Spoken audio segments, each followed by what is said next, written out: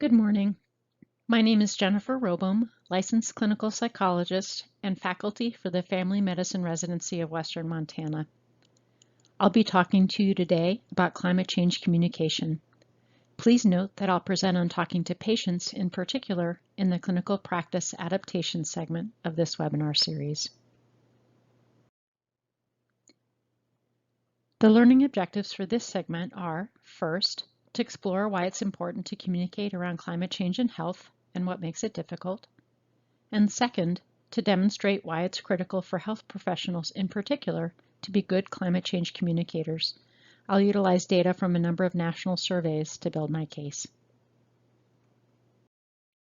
So why communicate about climate change? Recent research coming out of Yale and George Mason universities has found that climate change is not a frequent topic of conversation in the United States. 67% of Americans say they rarely or never discuss global warming with family and friends. Only 20% say they hear people they know talk about global warming at least once a month, whereas 28% say they never hear people they know talk about global warming. Further, while only 48% of Americans say they hear about global warming in the media at least once a month, 7% say they never hear about global warming in the media. Importantly, this research was conducted on national samples, and there are likely significant regional differences. We could anticipate, for example, that people living in Missoula on average might be talking more about climate change than residents of more rural, conservative communities in Montana. Some have argued that this lack of conversation leads to a spiral of silence, and that even individuals who are concerned about climate change shy away from discussing it because they so infrequently hear others talking about it. It's also possible that some of us avoid the topic because we think we're the only ones worried about the problem. We wonder if we're overreacting. We don't want to bring others down, or we fear inflaming tensions because the topic has become so heavily politicized. In many parts of Montana, for example, even public health professionals are reluctant to use the words climate change. Another possibility is that, like so many topics that evoke strong emotions in us, either our psychological defenses kick in, or there's a cultural or social taboo about talking about it, and so we remain silent. So why a segment on climate change communication? Climate change is a wicked problem of great scientific complexity with far-reaching implications for our environment, our species, and our planet. If we hope to generate a sufficient sense of urgency about climate change and its impacts on human health, we need to be communicating more often, in more places, and with greater effectiveness. If we're not talking about the problem, we're not likely to come up with technological or other solutions. Our patients may not understand the ways that climate change is impacting their health, or that steps they take to improve their own health can also help to reduce climate change. Our communities may not appreciate the importance of engaging in climate adaptation planning, and our elected officials may not enact necessary policies or invest adequate funds to mitigate the problem. And yet, there are a number of factors which make communicating about climate change challenging. For starters, it's a relatively abstract, slow-moving problem among many competing priorities. Second, there's deep cultural conflict around the issue, which splits Americans largely on political party lines. And third, there are psychological barriers, many of which are unconscious, which make it hard for us to pay attention to the issue without feeling overwhelmed or shutting down. Finding ways to communicate more effectively about climate change is therefore critical, both because we run the risk of alienating potential allies in this highly politicized environment if we do it poorly, and because overwhelming other people or ourselves with negative statistics or doom and gloom predictions could backfire, increasing a sense of powerlessness and preventing effective action. So while it's important for all of us to be communicating about this issue, there are strong reasons for health professionals in particular to be communicating about climate change and its health impacts.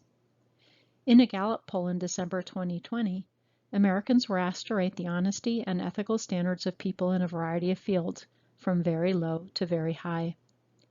Nurses came out on top, with 89% of people polled giving nurses high or very high ratings. Medical doctors came in second at 77%, followed by grade school teachers at 75%, and then pharmacists at 71%.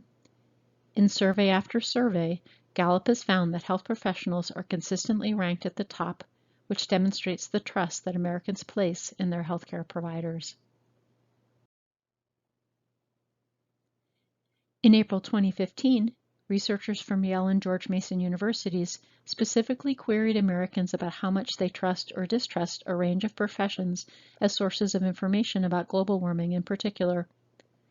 Once again, my primary care doctor was one of the top-ranked professions, with 57% of Americans surveyed indicating that they strongly trust or somewhat trust their provider as a source of climate change-related information.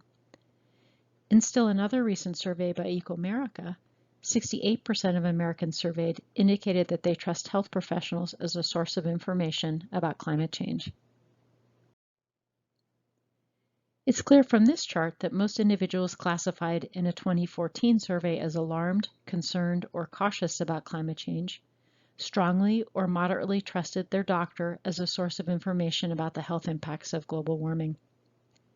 You can see in this same chart that those individuals classified as disengaged, doubtful, or dismissive about climate change were less likely to trust their doctor about the health impacts of climate change than the first three groups. But what you can't see here is that in that same survey, they were found to be more likely to trust their doctor than many other possible sources of information that are not depicted here. For example, climate scientists, the World Health Organization, the American Medical Association, and sometimes even family and friends. These findings suggest that health professionals may have a particularly important role to play with patients who are more skeptical about climate change. Between 2014 and 2020, there has been dramatic growth in terms of the number of Americans who think global warming's health impacts will become more commonplace in their communities over the next 10 years if nothing is done to address them. To me, these significant gains suggest two things. Number one, some of our communications about climate change and its health impacts are working. And number two, personal experiences, for example of wildfire smoke, hurricanes, or heat waves, may also be driving that point home. Finally, in another recent poll, 77% of Americans surveyed indicated that they would support actions to address climate change that will protect our health. This sentiment was strongest among suburbanites at 84% and weakest among residents of rural communities at 64%, which may have implications for a state like Montana. In another study, over 3/4 of Americans surveyed indicated that they would support climate solutions that protect personal and public health, and this motivation was endorsed more frequently even than increasing good-paying jobs in the U.S. In that same survey, 64% of Americans recognized that climate solutions benefit health, with younger Americans between the ages of 18 and 29 more aware, at 72%, than Americans over the age of 60, at 56%. What these surveys clearly demonstrate is that Americans need to be talking more about climate change and health. They place a lot of trust in health professionals. They increasingly recognize the important connection between climate change and health, and they support actions that protect human health in the face of climate change. Health professionals therefore need to be effective communicators about climate change and its health impacts, since human health is not usually seen as a political issue, and their patients and communities are looking to them for information, guidance, and solutions.